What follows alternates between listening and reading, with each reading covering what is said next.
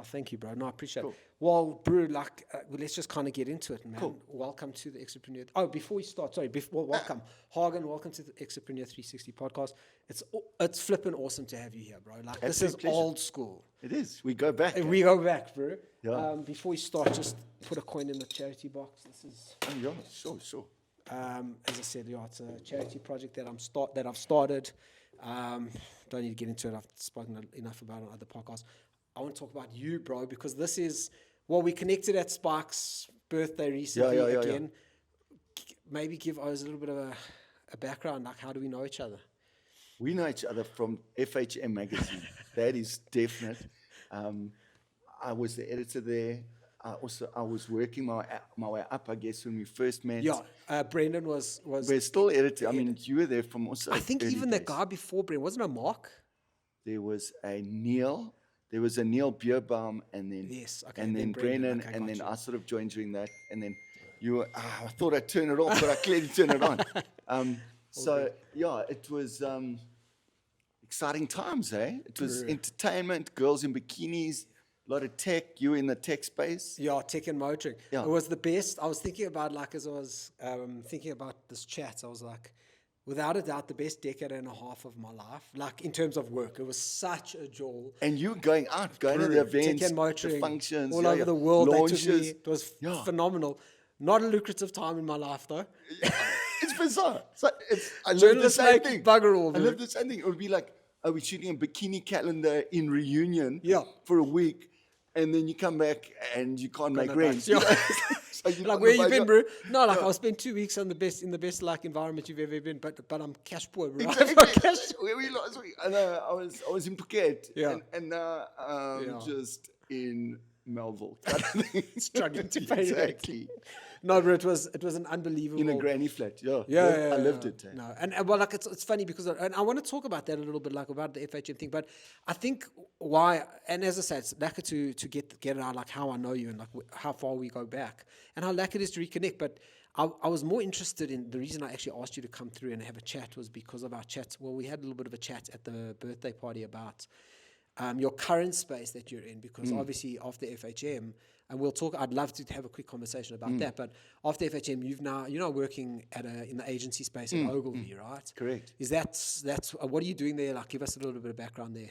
Well, they call me director of editorial and content, but I'm a writer. I've always been a writer, so that's what I do. I work on written content with a team of writers, sort of writing, crafting, creating ideas and refining ideas, helping clients market their brands through PR, which is, exciting space to be in. And you are a legit writer, by the way, guys. Let's just get that out there, because Hagen's, the minute like we sat down, he's like, oh no, I'm still writing books or whatever, and you ghost writing stuff as well, which is quite interesting. It's a great opportunity I found. Yeah, but Hagen's put out, what, you said 14 books or something? I mean, once you get into books, you get into the whole area of semantics. Like, what is a book? And like, I used to believe, no, you sit in front of your laptop, you type for like a few months, and then you've got your 70,000 words, and then you right there by Hagen Engler, and then you've got your book. But a lot of books are like collaborative, some are like adaptations, sometimes they're just really short, and nowadays you can list them on Amazon. You can sell something for 12 pages and call it a book. It's digital. Is it physical? Yeah. Now you can even add multimedia to written content. So, what is a book is a nebulous concept, but I'm sure I've been involved in more than 20 book projects. And you said 30. And it's quite interesting, actually. I never thought that concept of what is a book is really interesting to me, because this podcast is my book. It could be a book. It is a book. It is my book. In a way. It totally is, because from my history, when I was sick when I was young, I had cancer when I was 11, 12. Oh, wow. Hey. And as soon as, I don't know, did you not know that, eh? Vaguely. Yeah, like it's not your the way I was living. God, but I think I was the way I was living, you wouldn't think so. Like drinking and smoking and fucking drawing along. Oh, you're still in the game. Yeah. But and as soon as I was finished, when I was through the chemotherapy and the radiation for a year, I was 12, 13 years old. I was going to a counselor, like to a therapist at one stage. My mom was like, no, bro, you need to go figure this stuff out. And I didn't think I did, but obviously she knew what she was doing. So I went to a counselor for like this guy that I knew, or that I'd met. And he was like giving me therapy. And he said to me at the time, he's like, dude, you really should write a book. You really should write a book. Yeah. And I was a good writer already then. Okay. And I remember thinking, no, bro, I don't want to write a book. Like, I don't think I'm interested in putting out just a book. Even though I've gone through an amazing experience and I've learned a lot in the last couple of years, I'm not interested in putting out a book. So, and I never really did. And even when I was working at FHM, and I can tell you this now with safety, that I'm not going to lose my job. Bro, I never really loved writing. I've always just been good at it. It doesn't mean that I loved it. Yeah, 100%. So like when it came to, I went through a lot over the last year, and if you've listened to the podcast and you like the journey that I've been on, as I was coming back from the States, I was like, and I was speaking to my business coach as well, and he's busy writing a book. He's older than me and he's had a lot more business experience than I have. But he said, no, he's writing a book. And I thought, hey, man, maybe I should be writing a book at this stage about what I'm going through and all that. And I thought about, for me, I understand your concept of what is a book, like what does qualify as a book these days. But I do think there are certain things that do qualify as a book. And for me, a book is finite. It's written, it's done, and it's on a shelf now. People and either concrete, physical. It's unchangeable. Yeah, that's why an accepted definition. Fair enough, right? Yeah. And that's why I thought, hey, I don't want to write a book because I don't want to put something down that I can't make changes to or add to as I go along. And that's where the podcast idea came from. I was like, hey, I think I'd actually do a podcast. Right? I mean, but you also get that one where, so you do the podcast, then you do a transcribe of the podcast, then you've got all the text, then you put a year's worth of pods together, right? In book form, unpacking a book, exactly. Hey, the boundaries. That's what's so beautiful about the technology and the content space today. Is the boundaries have dissolved. Anything is adjacent to anything else, and they can combine aspects and get just become something quite unique. It's really exciting. And I guess, well, you give me an idea, and maybe I should eventually take the podcast episodes and like make them. Well, 100%. I think that what they've become is.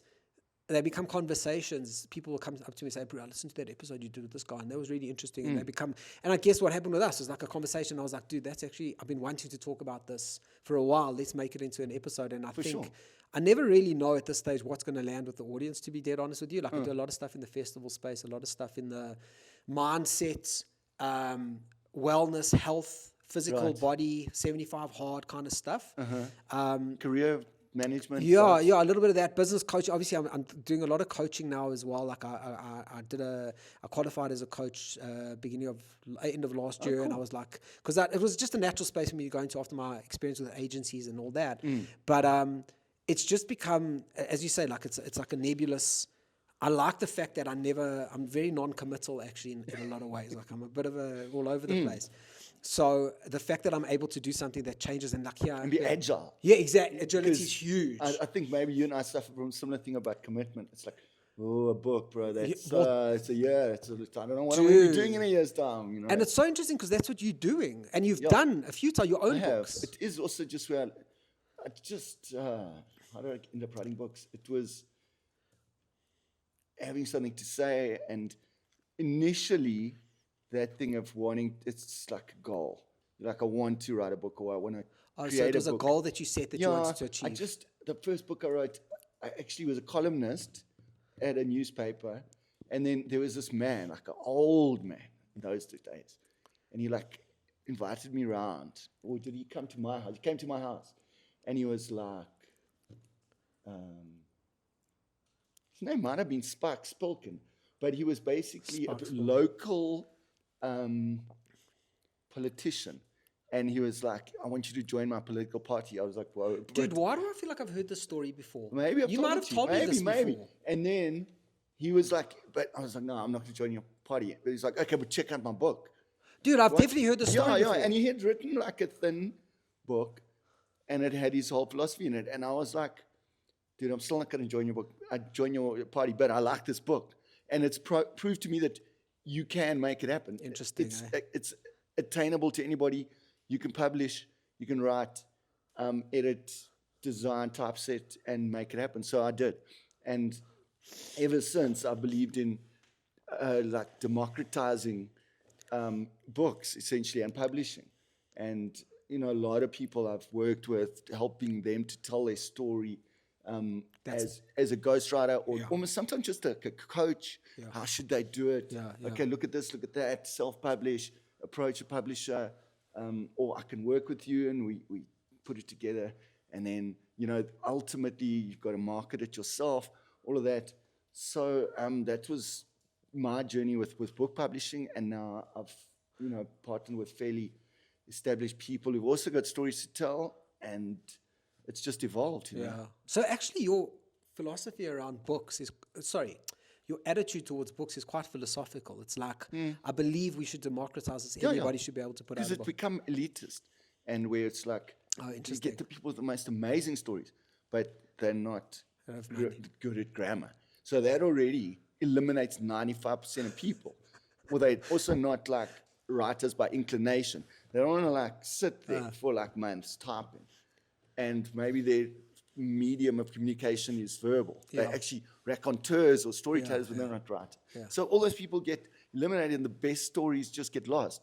So I've worked also on finding ways to just get people to, I'm like, let's meet, we chat like you and I, record it, transcribe it, then we got it in text form, we edit it, I send it to you, you can read it, and you'll be like, yeah, but that's a bit wrong, whatever, tweak it. And then, books happen, bring it within reach for everybody. Yeah, and I mean, that was why I wanted to chat to you actually, is because I've been meaning to have a conversation about AI for the longest time. And like we started talking a little bit about it, and I was like,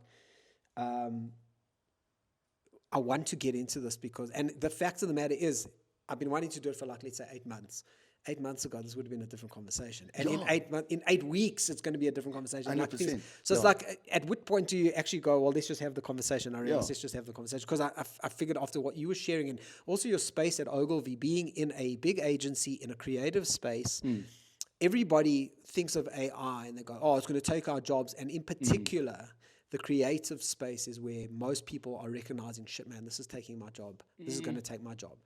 So, like, I thought it would be an interesting conversation. And I don't know if that's even, again, I think it's going to be... It's a big debate. But it's not a given that's going to take anyone's job. It will change people's jobs. Yeah. And I think for the better. Quite simply because it enables. Yeah. And the cliche, it's going to make the boring stuff easier so we can focus on our creative side or whatever.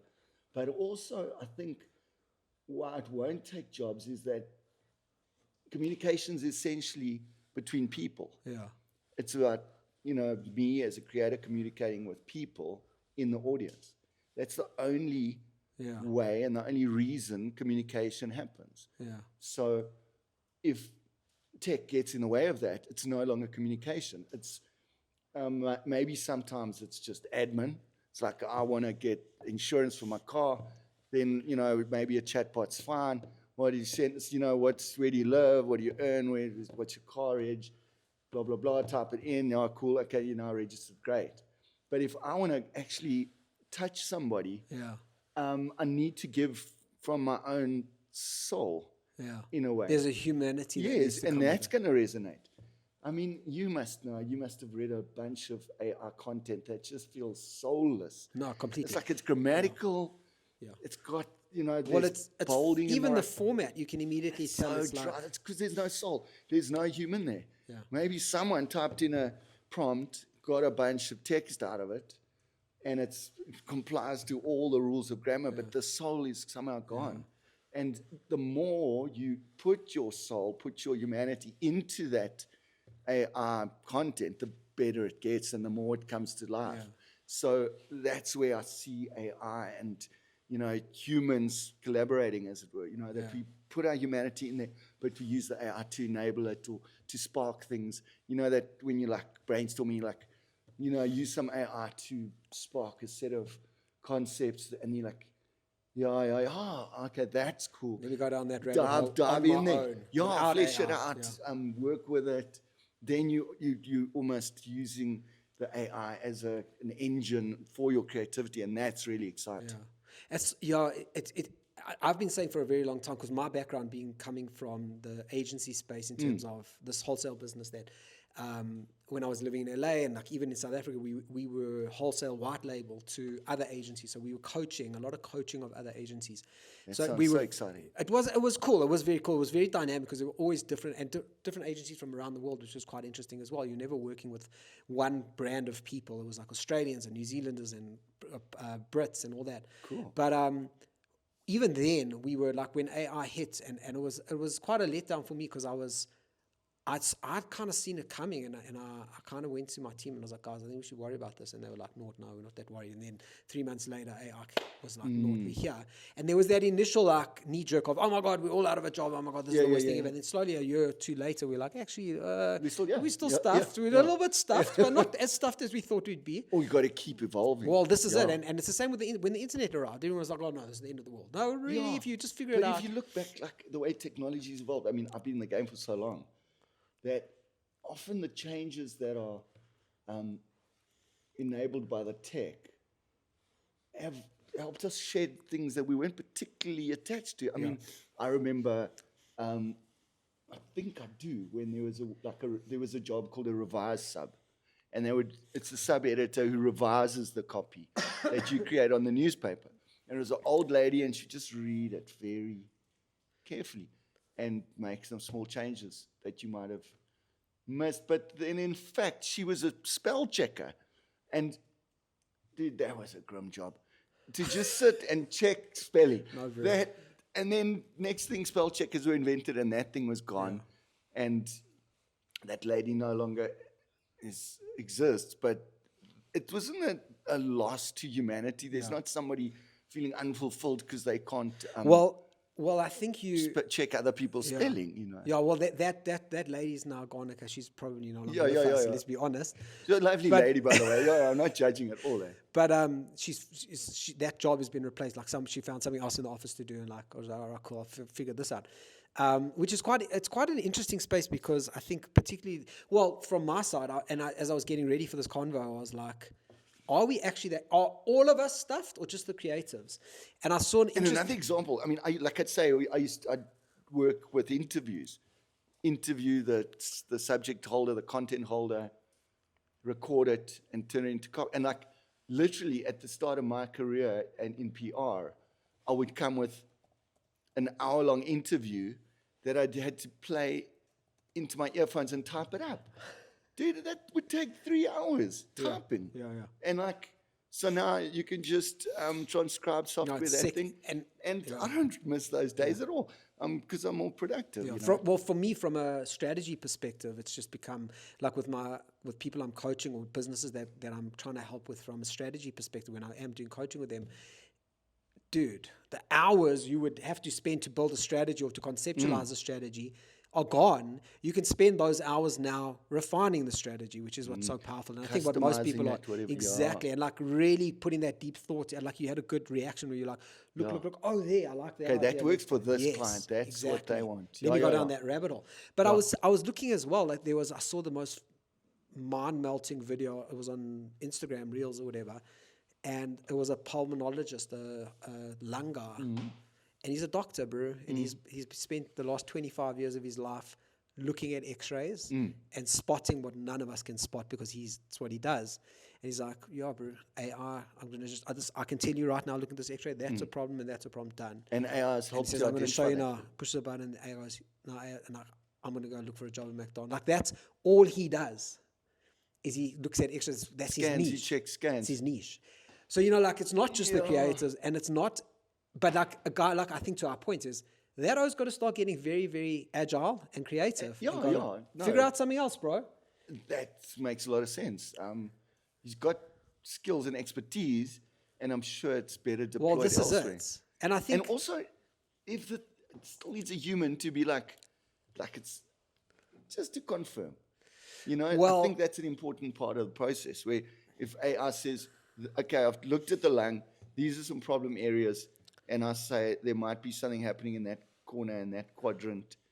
And even if all the human does is just be like, yeah, correct. Yeah. That's still valid. Right. Well, you know? I'm thinking, I agree with you. Because I don't want to be in a position where they scan me and they're like, oh, well, the computer says Yeah. it's all over your left lung, we're taking the lung out. And no human being has ever checked that scan. It's like getting on a plane flown by an AI, no pilot at the helm. You still want a Even human sitting there even going, if he's just "I'm having a sipping a whiskey." coffee. I'm Just making sure be shit's there. going right. Yeah. But I think and also, I mean, to that point about the pulmonologist, I don't even know if I'm saying that word right. Sounds I great. also don't want taking a look at a scan going, I don't want an AI looking at a scan going, right. And then the AI delivering the news to me going, you have this and that. I want a human. humanity. Yeah. So maybe Yes. that's where he needs to start spending his time. He's like, just showing some empathy, you know. well, it's like, And there's a million bad examples of AI just run rampant. I mean, the US government is being decimated by, probably that strategies. AI is called, isn't that called Doge or Donald Trump? Yeah, No, I'm joking. in a lot of ways. Yeah. It is, eh? Yeah. Well, I mean, let's not get political. No, but, what was super interesting, like I say, It's not universally positive, is all I'm saying. well, I don't think I'm not getting into politics with you. Yeah, You know yeah. way too much about it, especially South African politics. Oh, you're But fresh out of the States. You've probably got some views as well. I got my views. But I got you. I found it super interesting. It actually came out recently with old Bill Gates. Yeah. And he was interviewed, I think it was on a late night show or whatever, and he was talking, he said, talking particularly about what jobs is AI going to take from us, or which ones do not have anything to worry about. And he said he foresees that programmers, energy specialists, and biologists won't be ousted by AI. And it was quite interesting, the programmers in particular to me, because that was one of the first applications I saw people going, we can write programs in a minute now. And it's quite interesting because he says like that the AI lacks the finesse actually to get the code 100% right. So it's exactly your point about a pulmonologist refine. who needs to just confirm, is this right and for the this guy? customizing. Yeah. Or just get that soul into it. Well, the soul piece is so interesting because they obviously pushed him a lot. Well, he says Sounds weird putting the soul into into the programming, but I program. guess. But they asked him about graphic design in particular because that's the one that's like Bruce getting run rampant all over the place. And he basically said, no, you can do the time-consuming stuff and you can use your graphic design AI tools. But AI still lacks that, I guess, coming back to that soul, that heart and soul of actually fully understanding a brand completely. And I thought in the Ogilvy space it's quite interesting because as much as people are freaking out about AI taking the creative jobs, this is from Bill Gates, man. I mean, say what you like about what he's done on Earth and like if he's a good or bad guy, I don't care about that. The O knows what he's talking about and he's very much at the helm. He's saying, designers, relax. You're gonna still those brands are still gonna need that human touch that you guys are worried about losing. No, even if it's just the idea and the sense of what road are we gonna go down with this client. Like we had a meeting and my feeling is that they're wanting to be ambitious. They want to be adventurous with their brand. They're a challenger brand. They're number 3 in the market. There's these 2 big established brands. They want to try something left field. That's what a human does. And then we bring in the technology to look at what are the options for them and how we're going to. Is that kind of how you're using it at Ogilvy? It's got a lot of application. Yeah, you were telling me a little bit about it. I mean, obviously, if there's stuff you can't talk about, I fully get it. Yeah. But I'd be love to know, like, how it's to say we do use it. Yes, you said that. And you said that you've got a paid for, I think you kind of, as I said, I won't throw out there unless you throw it out there. I don't want you to shit. But you've got a well-known tool that you use. Everyone's got There's their own an environment that it's in partnership with an established AI provider. And because we work with IP, it really can't be in the public space. Yes. So that's why you can't risk having it hacked. Yes, exactly. You've got to pay for a wall, a firewall exactly. up. So it's a bit of a sealed environment where we can use the tools and get ideas and that kind of thing.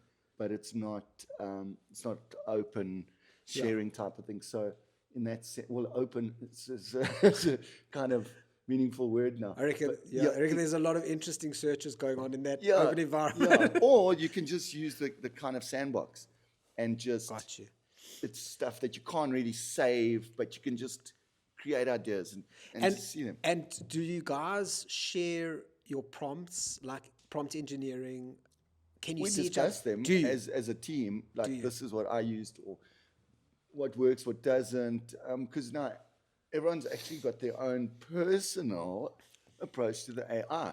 and you can learn about that from your colleagues, how they've used it, and some really successfully, and then you can. Are there people in the office who are better at it than others? Oh yeah, also different things. And I mean, I'm old school, so I'm probably still learning, but You're not that old, bro. I'm not that young, but also it's all a mindset. It's a mindset thing. Bro, I'm cheating you. Yeah, It's all about your mindset. But like even just basic things, like got a client who sends us a PDF, and we're trying to create like a copy kind of piece of content. It's like, man, how do I get the text out of this PDF? And it's like, well, what's the Adobe like? How did they save it? And then my colleague was just like, no, but you can just get AI to do that. Just send them the image, and like they'll extract the copy.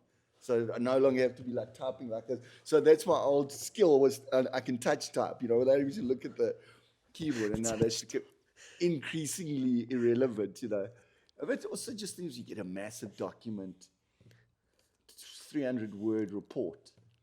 You want to extract the insights from it. So previously, you break have this to down for me. read the whole Okay, what are the chapters? What is this thing saying? Okay, where's the relevance sections?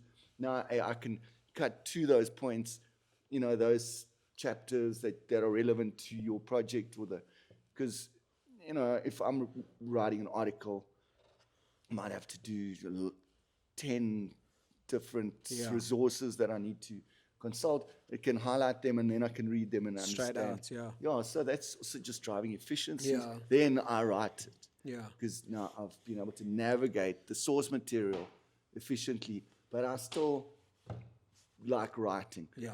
The way I've seen AI write, as I say, I'm a soul guy, and I'm like certain turns of phrase, a little, if it comes like that, then what I find myself doing is just undo it, tweak it, change it, or like just, it's got a kind of a rhythm maybe. It's always got those Oxford commas at the end, and I'm like. But you are coming into that conversation with decades of experience as a high-level editor of a top men's magazine. So you've got that. Sure. A lot of people are. Let's put it like this: AI is not turning you into a Hagen Engler level of editor, no matter how good it is. Yeah, you've got to still acknowledge that there's. Yes, I mean I don't deny that AI can help people create very readable content. But you need to build a skill set that's going to allow you to tell the difference between good and bad content. I think that is like critical. Yeah. And so in your studies and your journey and your self-education, you need to keep building up that skill set, because as we've seen, there's things AI does well and some it doesn't, and some that's okay and could be better. And you need those skills as a human being to be like, okay, this needs changing. This is helpful, but let's take it to the next level, and that's important. Yeah. What is there? Is there anything in your job, in your life, that you would not use AI for? Yeah, anything where it's person to person. Yeah. If you're gonna send someone a love letter, you want that to come from from your soul. All of its mistakes and is that where I've been going wrong? Yeah, well, I don't know. Are you single? I'm single also, so I don't know. I'm talking about like love letters, but theoretically. Have you checked that South Park episode? No. Oh, bro. About it's what? Unbelievable. It's how South Park addressed the ChatGPT conversation. Because, they have to take on everything that's mainstream culture and what's going on. And that's how they addressed the ChatGPT. They were like, Stan, I think it was Stan, Wendy, his girl, is like texting him love letters, and she's getting all angry with him that he's not responding correctly. And then he goes into ChatGPT. He connects with one of the others, like, you're being an idiot. But here, check this, ChatGPT. Yeah. Put in message, ask it to prompt. Yeah, there you go, copy paste. And all of a sudden, his relationship's flying. The best space of his life. But she's basically dating ChatGPT. Full on. And all the boys in the school start using ChatGPT, Yeah. and then the school discovers that they're using ChatGPT for their schoolwork. Oh, it's Yeah. brilliant. But it's exactly that. It's like, it's like you can't. So when you disintermediate the human factor, then you're becoming irrelevant. Well, I agree with you. And like, AI is already coming for us, for our Yeah. jobs. Why would you make it easy by just letting it do Do everything it. for you? It's like, It's actually a great capitulate. concept. Yeah. You know, and I've had it once on my not so much on Blue Sky. I dig Blue Sky. I got off X, but on Facebook. Because kind of what happened was X was a certain kind of outspoken political environment. Got too toxic. So a lot of people moved out of there. Yeah. And some went back to Facebook, including me.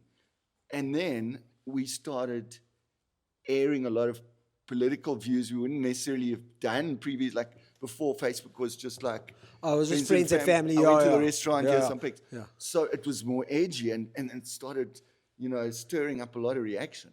And then, so my sort of wall or my account became a scene of heavy debate. And then on this one particular debate, one of my friends was like, he was like, just offline, he was like, no, I'm just using ChatGPT to like answer this guy's arguments. And I was like, bro, please don't do that. Yeah, you're spoiling it for everyone. Exactly. Because on the one level, Dude, that's insane. it's unfair. Yeah. This one guy is like literally racking his brain trying to come up with a good point, and you're like, Yeah, he's mentally what working is the himself history out. of socialism? And then that's not fair. And on another level, it takes the humanity out of this totally. process. And then my question often in this kind of debate is, if that's how you're proceeding, what's the point of view? Yeah. Why don't you just API the ChatGPT into this conversation? Yeah, what are you bringing to this thing? I mean, even a prompt can be automated. And that guy might, if he wants to have a debate, he can debate ChatGPT quite easily. Yeah. Let him do it on his own. What's the point of you? You are an imperfect, constantly evolving being of emotions and half thoughts and garbled grammar, and you know that's part of your magic, and like just emotions. That's what you bring to it, and that's why debate is exciting. What did he say? What was his response? Did he stand up for himself, or did he see your side? It was my account on my platform, so Did you discover that you were actually talking to an No, I think he sort of conceded, bro. If you're not comfortable with that, fine, but I dig it. I use it at work, and it helps me a lot. And so it was a kind of a compromise, and we're good, you know. But everyone's using it, but I just think sometimes it's not necessary, and it's a bit sort of. But you've also got to admit now, any interaction you have with that guy online, you're skeptical about. A little bit. Yeah. And not that he's still a bra. Yeah, and also not that I'm completely anti it. I just think we as humans need to watch that. I mean, you hear all kinds of stories about people applying for jobs just using ChatGPT, and then as an employer, are you getting the person that you thought you were? You know, if the candidate just used the text, the prompts, and they just got the test as a prompt, then you're not really getting what you paid for. Well, that's got to be one of the most interesting industries, or whatever you want to call it, when it comes to the AI conversation, is human resources and industrial resources. I even saw a thing today on TikTok of a guy being interviewed by AI. So now that's the other way around. So they put AI up as the recruiter, dude, and it glitched. And this guy, he's in his suit and he's on like best behavior, and it's like, let's circle back. And he's just like, that is horrendous. Bro. Yeah. So both sides are like, if you do that, then you're abdicating your responsibility in a sense. And then you find out 6 months in that this is completely the wrong guy for the job, and then who do you shout at? AI. Exactly. How could you hire this guy? Yeah. Well, what the hell, bro? You just told me to. Yes, because in a sense, you need a higher caliber of person to work the AI, because they need to be able to identify opportunities given, and also the kind of shortcomings of the tech, even if it's just polishing. Well, that's where the prompt engineer job, which didn't exist a year ago. Oh, yeah, that sounds exciting. Is going to become really, really powerful. You're going to have these specialist prompt engineers. You probably already got them. Yeah. Hey, I'm a specialist prompt engineer in the human resource space. Or that thing of agents. like There you go. be an account director Totally. and help me with this. Yeah, and get me the best. I can get you. I can make ChatGPT or whatever AI you want. I can get the best out of it. If you are looking in the human resource space, if you are looking for a new creative, a new copywriter, a new web designer, my niche is there. Or even more niche to say, hey, I am a prompt engineer with huge experience in the HR field of banking. Yeah. So like all of a sudden an O like that is going to be commanding a salary because the bank's going to tune. You find the best people using ChatGPT. You find the best people for banks. How much you want? We need great people. You know what I mean? Like so, there's a whole new world of jobs, but is it going to be valuable? No, I was also just thinking of agents in the sense of a AI agent for the tool that you're using. So you can be like A ChatGPT specialist. to write. Yeah. But then there can be an aspect of ChatGPT that will write as a copywriter. Yes. In above the line, outdoor.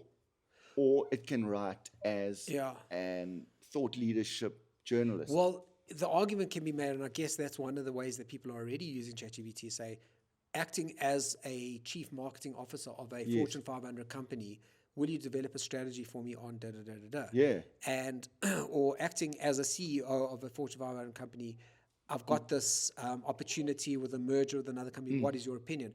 And I've run those kinds of exercises, and they don't always come out. They come out as very predictable. Yeah, and cliched, Very stereotyped. cliched. Yeah, and that's not necessarily what you want. And then there's that moment with AI when you're like, I'm going to have to do it all myself. You go 4 or 5 down, Yeah. and all of a sudden you're like, actually, to go back. Still not nailing it. And then you ask it for a review of, hey, can you just like review what we've discussed in this chat? And she's, you asked me about your child's birthday party. You're like, bro, that was in another chat from last year. What are you talking about? And again, you got to inject your humanity into it. And it's a relief because then you get going and you're like, this is what I wanted.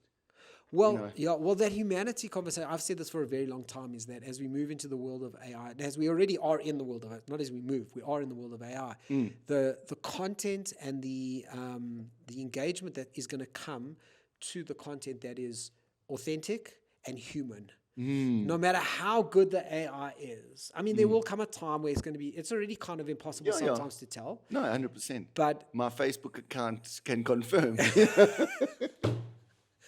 But I was so furious. It was like an emotive debate. And this guy had just made my other friend like just into a towering rage using ChatGPT. But so I do appreciate that as a joke. I think it's a phenomenal prank. just relax. Here's my chat that I've been using. Bro, why do you do that to me, bro? It's not cool. Like, I can fully appreciate that as a joke, but I get, like, it can be used for very nefarious, is the word that comes to mind. Like, that's not lacquer, bro. It's your bruh. You're getting him worked up. He's got 3 kids to put through school. He's stressed. He's 2 in the morning. He's answering you at 2 in the morning. This ChatGPT chat, bro. No, it's a very interesting debate. And as I said, like, this conversation is going to change in 2 months, 3 months. I think the conversation about, well, I mean, people are saying, like when AI first came out, everyone was like, and it's kind of true, your CEOs, your really high-powered people at the top of the pyramid, people who commanded a really high salary, all of a sudden went straight to the bottom because you actually didn't need these guys anymore because ChatGPT could do that. And all your blue-collar O's are grafting their asses off. The plumbers, your electricians, your builders, construction, all went to the top. They were like farmers. Look at this conversation around in South Africa. You can't AI that. You cannot AI. Well, you not can yet. use it as a tool. Yeah. Like that precision agriculture. That's one of the beauty kind of concepts that I have come to understand, that PR can touch any sector. So I've just been blessed to work across a number of industries. And one of them is agriculture, and AI's got such exciting applications there in like precision agriculture. So obviously the key in agriculture is yield. You've got to generate as much produce from that space, that patch of land as possible. So you want to use water and fertilizer, and you want to identify which parts of your field are growing best. So you use like satellite imagery and you can take moisture samples, and you shit. can check. Okay, the bottom southern quadrant isn't growing as well. They need a bit more fertilizer in there, and then you add it, and then you get your yields up to where they need to be.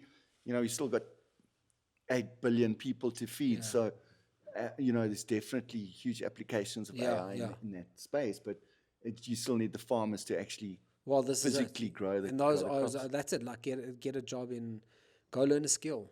Yeah. I think a lot of us failed in life. I'm first one to admit, like In the service sector. like I bartended. I can bartend. I'm good. Like a beast. I'll rock you a cocktail. Forget about it. Which bar did you bartend at? I don't know if you remember Bar Academy. I was Where working that? there when I was 16. Was that one of those mobile ones? No, it was the one up there in Ilovo. You remember News Cafe there were news cafes? Oh, yeah. And all the bartenders used to fly and all that. Yeah. I used to go to Bar Academy to learn. It was a bar. Entertainment. Yeah, Right. for news development. And my old man used to bell. do the liquor license for them. So he spoke to the owner and he's like, Brooke, in my life to come work there. I was at 16 years old. I wasn't even allowed to drink. Yeah, but There I was grafting. performing. And I loved it. I worked there for many years. Cool. But I never learned how to fix a car. I never learned all of that stuff. I had to deliberately do in the last 10 to 15 years ago. Brew, actually. Those life skills. Yeah, because but not only did I flip and enjoy it, getting out of the headspace and sitting at a computer and a Zoom call going. Yeah. Actually Real get out world, in the sun and like get your fingers concrete, dirty and hurt your tactile. finger and cut it open. Yeah. But like those skills are, and I guess even one of those was coding in a way. It was like the cerebral version. Even that's kind of gone, well, not according to old Bill, but those skills are, bro. And chefing, cooking, love it. Oh, cool. But I like Those are primal human needs. Brew. And that's one of the reasons I did it and learned it is meat, bro. I became carnivore. Oh, right. And I like nothing. Is that part of your nutrition journey? Yeah, pretty much. My High protein. High protein, Really? huge. Like my ex-girlfriend called me a ketovore. 85% meat, Really? meat, animal products. Really? And the rest, avos, tomatoes, a on the little bit of carbs. fruit. Min carbs. Okay. I did a fruit. I haven't put the episode out yet, but I did an interview with the frugivore. Jeez, but you need some volume, eh? And That- carbs do it, and protein they it. do, but they fill you Fruit with will bullshit. and veg just So flows through you, bro. I did this frugivore diet for 2 weeks. It's just fruit. Yeah. To interview this frugivore, and she converted. She made a good case. Okay. Bro. I'll You were be on there. it. I'll let you. Yeah, when the episode's out, I'll Off to send it to food you. lovers soon And after. I was like, all right, I'm buying in. Okay. I'm not I'll check it out. converted. Yeah. I'm not drinking the Kool-Aid, but I hear where you're coming from. Yeah. And I went onto it for like a day, and it made me sick. Flu-y. Like, Oh, really? But A lot of toxins to come out of it. Yeah, not just that, but I went to the doctor, and he's like, "Bro, you don't eat any sugar, and now you're just chowing. You're just chowing a shitload of fruit. Because fructose is sugar, It's a whichever hell way of you a lot of slice it. sugar. Yeah. She You're basically made sugar rushing and crashing exactly. non-stop So all day. she's like, no, your immune system's gone for a ball of shit. Just calm down. So I did calm down a little bit for a few days, and then I went on to it. Like I was on solid for about 7-8 days. Yeah. And she said you got to do 3 to 6 months. It's like a cleanse. Okay. Kind of. It's more of a 6 cleanse. month cleanse. Jeez. Brew. And I was like, you know what? I've done it. I'm quite check proud that of out. myself. Yeah. I was very bored. I It's just very, also- very boring. You just never get full. So You- that's been my experience when Yeah. I've gone down that veggie You, road. yeah, I can't do vegetarianism either. Yeah. It's a very tough one. But I've done the paleo, and then I went into carnivore, and our carnivore is where I'm happy. And How I've do you been define that diet? anything that an animal that's not an animal eats, anything that comes from an animal. Oh, really? So like cheese, eggs, meat, chicken, fish, all good. No, if you're a hard carnivore, Bruce, some of them go hard, eh? Like The liver man. Liver King, yeah. Oh, yeah. But I don't even know if it's like apparently he's got a new docu out. I saw on Netflix. I saw it on Netflix. I haven't got up the guts to. I was like, whoa, that dude. Okay.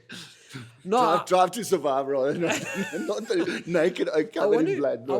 I want to check it out. Like I'm super interested in that because I mean he got caught with his pants down. What, he wasn't only eating raw Oh, didn't you liver? know when he No, got I caught? just Oh no, he got spied out hard, bro. Oh, really, eh? Yeah, he this is probably over a year ago. Yeah. He his whole thing was I can't even remember. It's a raw meat. Yeah, his whole thing was what did he call it? Not he was a carnivore for all intents and purposes, but it was like there's a word that he used, tribal or whatever it was. Anyway, and he was hard, bro. And he was like, no, this is primal. Oh, really? He was like, oh no, this is all natural, all natural. Yeah. And then he got caught. That like they At the found drive-thru. no, he was on the roids big time. Oh, really? Huge. Oh, because he's also ripped. He's to ripped shit. as fuck. And like any common sense human being looks at a guy like that and goes, that's not possible. If that was possible, ours would have been looking like that from the 60s, 70s, 80s. Man. Like they would have been looking like that. Because when you look at real, like, back to the land, primal, old school oaks, like those black and white photos they took in the 1800s of like... Bro, those guys were working out all day, every day. That's all they did. Yeah, but they didn't look like that. And WWE all they were O's. chowing was high protein. They didn't look like that. There's actually a great subreddit called Natty or Juice. And I always post videos and go, is this so natty or juice? Like, what's your opinion? Is this girl natty or juice? And like for the most, as I say, I'm no bodybuilder. I'm no like expert on roids, like that sort of thing.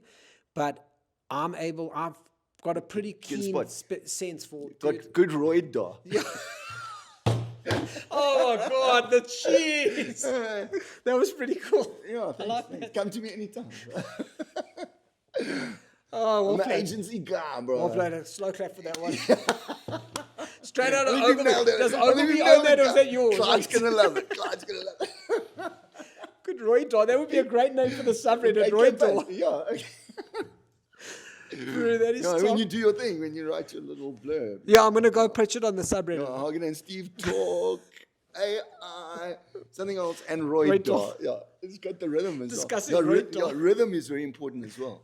Rhythm. Yeah. Rhythm in writing. Yeah. And for me, AI writing doesn't have rhythm that much. Dude. Back to roids. No, Liver King, no, it'll be an interesting one. Bro, before we end, there is one other thing I wanted to ask you, and because I get asked all the time, you must get asked all the time as well.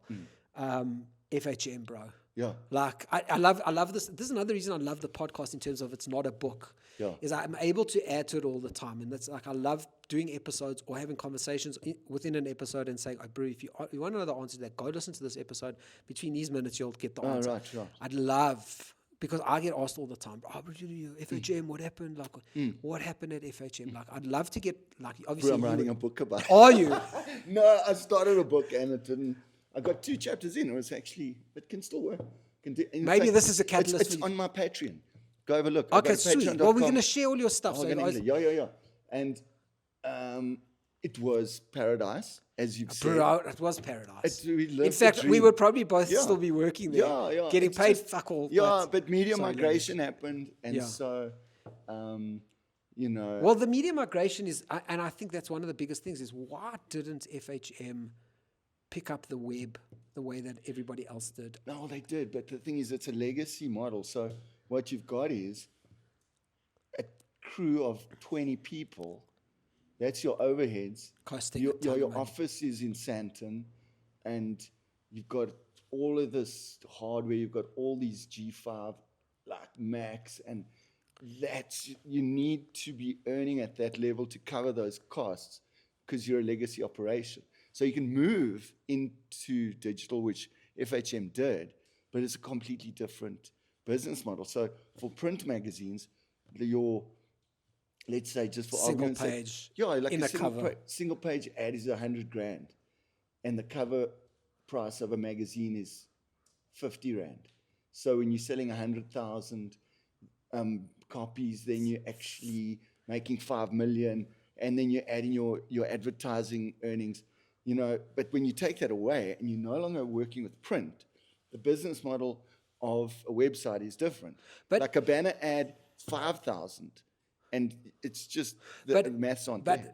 But I would challenge that and say, is the business model that different? Surely the business model is eyeballs, advertising. We sell advertising to eyeballs. If we get enough eyeballs on the website, which is what we should have been doing, we should be able to command the same amount of money from the advertising. Yeah. But is it that we just didn't get those numbers? Transition, I mean, that was, we're probably talking about 2010. And now it's 2025. So maybe now we got to a stage where there's a publishing model for digital that is sustainable.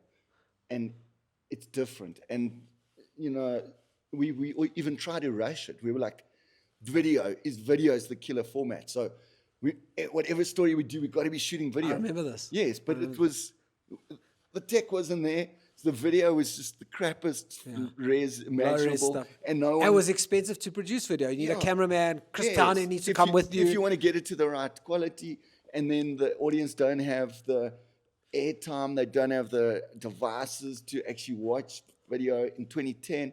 So we couldn't. So make that transition. it was a clear example of how digital chowed traditional. It was just the pace with which digital was working. Yes, and it just gradually, your circulation just dropped.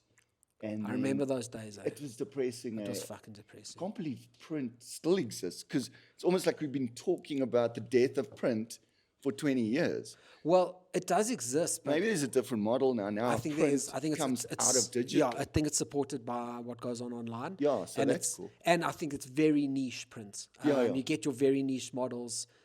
Which is great. In fact, I was talking to someone that they were talking about a print mag that they do, and they saw my face, and they're like, "No, don't worry, it like makes sense in the grand scheme." I'm like, "Okay, cool." Like they needed to justify why the hell they're still doing it. Not that I didn't make it. It happens. I mean, there's something.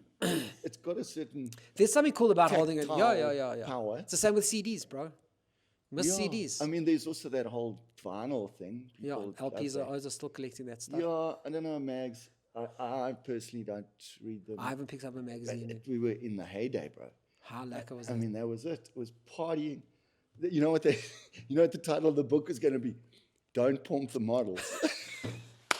Because that was the that was the number one rule. Because you're shooting women in their bikinis. The key is they want to be sexy, and if they want to be sexy, they must feel comfortable. So just don't be sleazy and try and hit on them. Just be mates. Just hang out. We're all on the same team. Let's shoot this thing. Let's have a jaw. Let's crack beers. Let's go to Mauritius. Let's shoot nonstop for a week. Let's have the biggest jaw of our lives. And we came back with this killer, sexy content, shot like quality, crisp. We also had video, and we sold. One stage we sold 160,000 copies of one mag. So it worked, eh? Yeah. And then we helped to build like stars, 100%. Yeah, Boiti was in there. Liebenberg, Roxy. Leanne Liebenberg, Roxy. These people have still got careers, and they're still smashing it. FHM on global. Well, what's it? 100 sexiest. Yeah. That was a big property. So what has happened is that where we were like literally the definition of media, we were an intermediate layer in the storytelling, that we've been disintermediated, and those stars are now creating their own content. So interesting. Bonang's got an Instagram channel. They publish self-publishing, micro-publishing. Micro-publishing. And they don't need another layer. Maybe the tech platform is there, but they can go out and hire photographers and videographers and stylists and hair and makeup and shoot themselves in the if they're going to get the ad revenue off the thing. And then they're influencers, and they all just getting contracts and signing deals and making a fortune. And good luck to them. It's just the way that media has evolved. And it's democratized. It's completely. Yeah, it's allowed creators access to the market directly. And it's a good thing, but it can also be a bad thing when you've got guys like everybody can put something out now. Yes. And that means the President of the United States can do it. And he can do it a lot. Yes. That means that flat earthers can do it. It's true. That means that vegans can do it. Yeah. And this podcast knows my feelings on vegans, and I stand by it. You made that clear. Yeah. And there's no quality control. There's absolutely. And that means that people who fake disorders can do it. Yeah. And they can build a community of other people who like that content and go, hey, rah rah. And people who Antifas can do it. I don't care what your politics are. My point is, guys who go out and cause havoc or burn down dealerships of cars, they can now organize. Yeah. Everybody can do it. Yeah. And you can control people. I mean, there's a distinction that I've also come to believe in. It's quality information. And that's not so obvious. it's not about production values, but whether it looks good or it's shot on like high-res cameras, or the sound is good or well lit. It's just whether the messaging is ethical. It's based on objective fact, because these factors do exist. There is objective truth. Yeah. Not everything on earth is opinion, and you can't just be like, well, that's your opinion. Yeah. But unfortunately, we live in a world. That's the point of what this has done. Is and quality information acknowledges that. And well, facts are not facts anymore. Facts are, depending on who you follow, those are the facts. And that's what democracy of publishing has done.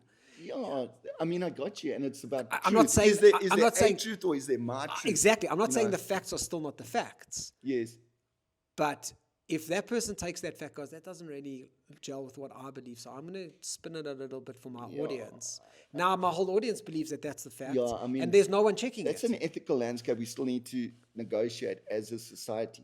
When someone can stand up and just be like, well, the U.S. Constitution says this, but I don't believe that. It's not because my there's opinion. An objective this is it. document that exists, and it has meaning, and words have meanings, and you can't reject it, because it doesn't suit your personal narrative. So, that's happening. Yeah. And that's what you get now, is you get a lot of just faking it till you make it. And most people who are faking it till they make it never actually make it. They just continue faking it.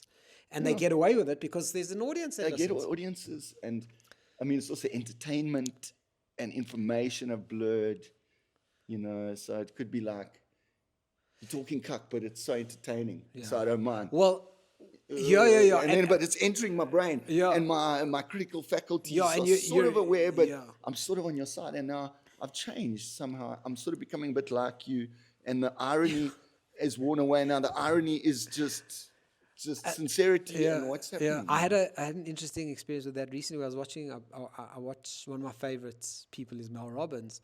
I came across a video. The YouTube algorithm now knows that, and they just send me Mel Robbins stuff, and I've clicked on one, and I was like, I haven't seen, like, this is interesting. I started watching, and like within the first 30 seconds, I was like, this is not Mel Robbins. This is AI. It's got to be. Got to be. And it was a small channel, not a lot of views, and I was like, this has got to be AI, bro.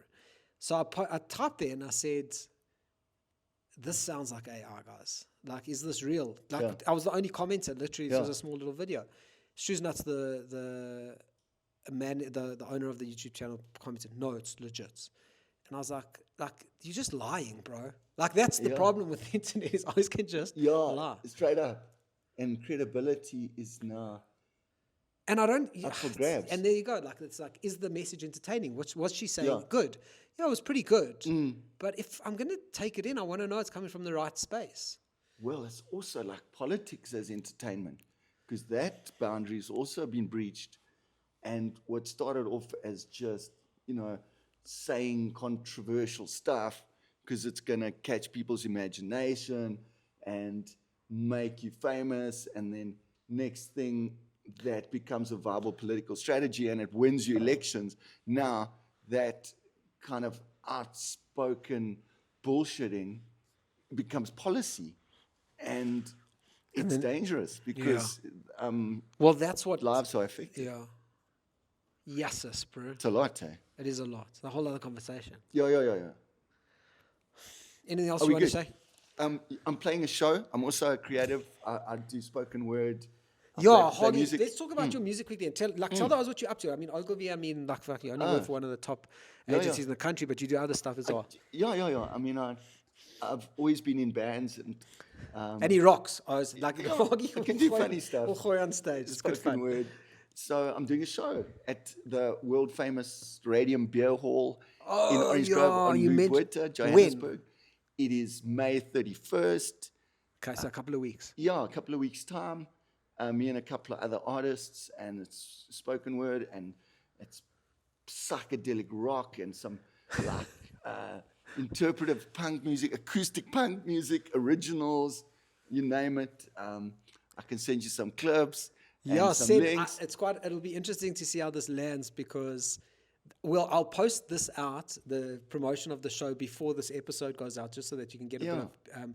But a lot of base heads and psychops, we call them, the psytrons. Yeah, respect to that scene, So man. I'd be interested to see what your guys' reaction to this is. So let us know, because Look, it's not psytrance, but it's you can still come take drugs, guys. it's If you want to take drugs, you can I'm still not going to stop yet. Those days are gone.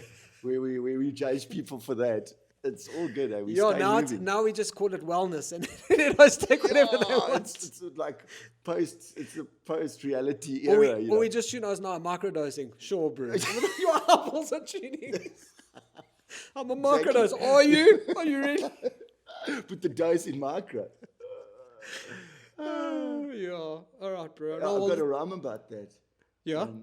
People be feeding me misinformation, dose information not included. I included mint imperials written melt in the mouth of the mighty Barkins or Arkansas. Kleb, we're not in Kansas anymore. That's dope. Little sample for you guys. Oh, yeah. 31st, Radium Beer.